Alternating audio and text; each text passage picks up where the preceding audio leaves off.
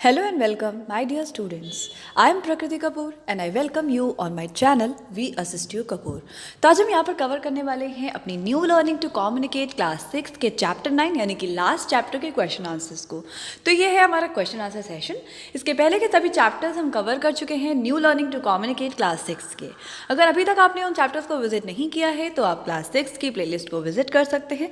मैं हूँ आपकी टीचर प्रकृति कपूर और चलिए बिना देरी किए हुए शुरू करते हैं इसको। यहाँ पर है लेट्स इन्फर, जो आपकी बुक में पहले पार्ट ऑफ क्वेश्चंस होते हैं उसे लेट्स इन्फर के नाम से जाना जाता है। और यहाँ पर फर्स्ट क्वेश्चन दिया गया है, why do Clara and Paula decide to sky walk. हमसे पूछा जा रहा है कि क्लारा और पॉला क्यों डिसाइड करती हैं कि उन्हें स्काई वॉक करना है, क्यों वो ये डिसाइड करती हैं कि वो अब फर्दर जो है रेस में या फिर स्पोर्ट्स में पार्टिसिपेट नहीं करना चाहती, वो उस काम से क्यों बचना चाहती हैं। Do you think they have skived off during sports before. तो आपको क्या लगता है कि क्या वो पहले भी स्काई वॉक करती रही होंगी, क्या उन्होंने इससे पहले भी कामचोरी की होगी, स्पोर्ट्स में पार्टिसिपेट करने से बचा होगा। आंसर है Paula and Clara skived off during the race because they did not want to run the 4-mile race and Clara's house was on the way so they went there for a cup of coffee instead.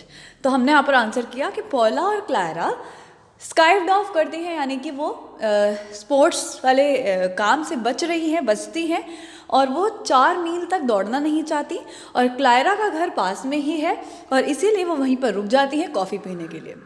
No, Clara and Paula had not perhaps skived off during the sports before. तो हमसे पूछा कि क्या Clara और पॉला ने पहले भी कभी स्काई वॉक किया है, तो हम आंसर कर रहे हैं नहीं, क्योंकि जिस तरह का उनका एक्सपीरियंस शो किया जा रहा है उससे ये पता चलता है कि नहीं उन्होंने पहले तो कभी ऐसा नहीं किया था। ये पहली बार ही है जब वो स्काई वॉक कर रही हैं, क्योंकि वो डर भी रही हैं, कुछ लोग कॉन्फिडेंट भी हैं, लेकिन वो लोग पहली बार ऐसा कर रही हैं तो वो इस काम में बहुत परफेक्ट नहीं है। ठीक है, क्वेश्चन 2 है हमारे सामने। Refer to the conversation Clara and Paula have in the house while they are having coffee. What do you learn about their attitude to sports, what else do you learn about them. तो जिस तरह की conversation, जिस तरह की बातचीत Clara और पॉला कर रही थी क्लारा के घर पर बैठकर जब वो कॉफ़ी पी रही थी एक साथ, तो जिस तरह की बातचीत वो कर रही थी उस बातचीत से आपको क्या समझ में आया कि क्लारा और पॉला का एटीट्यूड कैसा है, वो किस तरह की लड़कियां हैं। जब कोई इंसान बातें करता है तो उसकी बातों से हम इस बात का अंदाज़ा लगाते हैं कि वो किस तरीके का इंसान होगा, है ना। तो यहाँ पर क्लारा और पॉला की जो बातें हैं, इन बातों के अकॉर्डिंगली हमें बताना है कि वो किस तरह की इंसान है। आपको क्या लगता है? हमने चैप्टर को ऑलरेडी कवर कर लिया है, अगर आपने वो चैप्टर नहीं देखा तो उस चैप्टर को देख लीजिए, तभी आप इन आंसर्स को समझ पाएंगे और अच्छे से लिख पाएंगे। तो आंसर देखते हैं। From the conversation Paula and Clara had while having coffee at Clara's place. तो जब बातचीत हो रही थी क्लारा और पॉला के बीच में, क्लारा के घर पर जब वो कॉफ़ी पी रही थी, we come to know that was more open to the sport than Clara, that Paula was। तो यहाँ पर एक गड़बड़ हो गई है, इसे मैं यहाँ लिख देती हूँ PAULA, पॉला। ठीक है, that Paula, yes, that Paula was more open to sport than Clara. कि हमें यहाँ पता चलता है कि पॉला जो है क्लारा से ज़्यादा स्पोर्ट्स की तरफ उसका इंटरेस्ट है। Clara was full of pessimism and while she was optimist and bright in attitude towards the people and life। और यहाँ पर हमें पता चलता है कि जो आई नहीं होगा, यहाँ पर आई को कट करना है। while she was, तो उसको यहाँ पर she कर दीजिए। while she was optimist and bright in the attitude towards the people। तो हमें पता चलता है कि क्लारा जो है बहुत ज़्यादा पेसिमिस्ट है, बहुत अच्छा है, और मतलब पॉजिटिव उसका नेचर है, और बहुत ऑप्टिमिस्ट है लोगों के प्रति अपनी ज़िंदगी में। आगे है, how does Paula's attitude different from Clara's at the end of the play. हमें बताना है कि पॉला का एटीट्यूड क्लारा से अलग कैसे है। प्ले के एंड में हमें पता चलता है कि पॉला जो है क्लारा से अलग है। When she realized that what happened, जब उन्हें दोनों को महसूस होता है कि क्या हुआ है, एक्चुअल में क्या चीज़ें हेल्ड हुई हैं, तो इसके बाद उन दोनों के एटीट्यूड में कुछ डिफरेंस नज़र आता है। यानी कि उन्होंने सोचा तो था कि वो लास्ट में पहुंचेंगी रेस में, लेकिन वो फर्स्ट आ गई। तो अब दोनों का रिएक्ट करने का तरीका अलग अलग है। तो इंसान जिस तरीके से सिचुएशंस पे एक्ट करता है, उसी से हम उसकी पर्सनैलिटी का अंदाज़ा लगाते हैं। ठीक है, if you had been in the situation what you have done. अगर आप इस सिचुएशन में होते तो आप क्या करते। At the end of the play we see how Paula could not take the share of the fame because she and Clara had cheated in the race. तो एंड में पता चलता है कि पॉला जो है वो ये नहीं चाहती कि वो फेमस हो, वो फेमस होना ही नहीं चाहती, क्योंकि वो जानती है कि चीटिंग से अगर हम फेमस हो रहे हैं तो ऐसे फेमस का कोई फ़ायदा नहीं है, ऐसे फेम का कोई फ़ायदा नहीं है। तो हमें पता चलता है Paula could not take the share of fame because she and Clara has cheated in the race. उसे क्या लगता है कि उसने और क्लारा ने मिलकर चीटिंग करी है, इसलिए चीटिंग से वो जीतना नहीं चाहती, चीटिंग से वो फेमस होना नहीं चाहती है। And had accidentally one it, और वो जानती है कि वो जो ये रेस जीती है वो उसको डिजर्व नहीं करती, वो गलती से जीत गई है, तो वो इस चीज़ को अपने अधिकार में लेना नहीं चाहती है, जीतना नहीं चाहती है। She felt guilty and ashamed of her self, वो जो है गिल्टी फील कर रही है और शर्मसार है अपने ऊपर। हाउएवर क्लारा वॉज कंफर्टेबल, जबकि क्लारा को बिल्कुल भी बुरा नहीं लग रहा, वो जैसी है वो खुश है, वो जीत गई है वो उसमें भी खुश है, वो चीटिंग से जीत गई है, उसे इस बात का ज़रा भी गम नहीं है। I would have done what पॉला did, तो हम क्या करते हैं अगर हम इस जगह पर होते और गलती से जीत गए होते चीटिंग करके, तो हमें भी अंदर से गिल्टी कॉन्शियस होता, हमें लगता कि अरे नहीं यार, गलती से जीतना नहीं सही है, अपनी मेहनत से जीतना चाहिए। तो हम जो पॉला किया है, जो पॉला ने किया है, हम वही करते। ठीक है, नेक्स्ट क्वेश्चन है question number 4, how will you describe these characters, आप इन कैरेक्टर्स को कैसे डिस्क्राइब करेंगे। Choose at least 3 appropriate words to describe each of them, आपको 3 अप्रोप्रिएट वर्ड्स चूज करने हैं इनको डिस्क्राइब करने के लिए। Also think of a reason for your choice, आपको एक रीज़न भी सोचना है अपनी चॉइस का। ठीक है, क्लारा के बारे में हम बताएंगे, शी वॉज डिसऑनेस्ट, वो जो थी एक ऑनेस्टी नहीं थी उसके अंदर, वो डिसऑनेस्ट गर्ल थी। मिसचीवियस यानी कि बदमाश थी, एंड अपॉर्चुनिस्टिक थी, मतलब कि अपॉर्चुनिटी देखते ही मौके पे चौका मारने वाले लोग। ठीक है, because Clara did not mind being a cheat and winning the race, लेकिन उस क्यों ऐसा कह रहे हैं हम, क्योंकि उसे ज़रा भी बुरा नहीं लगा कि उसने चीटिंग करके जीता है। चीटिंग से भी रेस जीतने के बावजूद वो कंफर्टेबल थी, उसे ज़रा भी बुरा फील नहीं हो रहा था।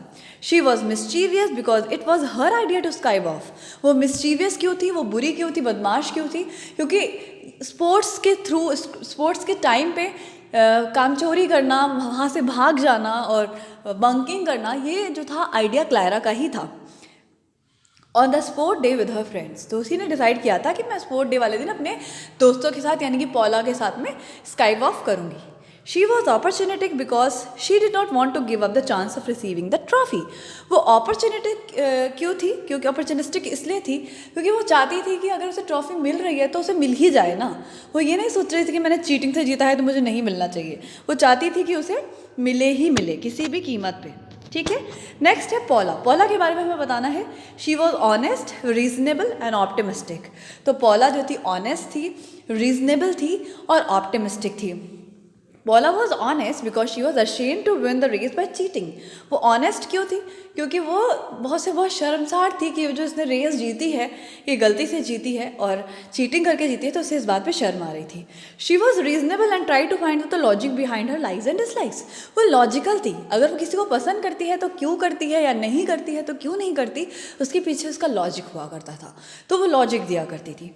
She was optimistic because she was more flexible in her views, वो अपने व्यूज़ में फ्लेक्सिबल थी, है ना, इसलिए वो ऑप्टिमिस्टिक थी, पॉजिटिव थिंकिंग वाली लड़की थी।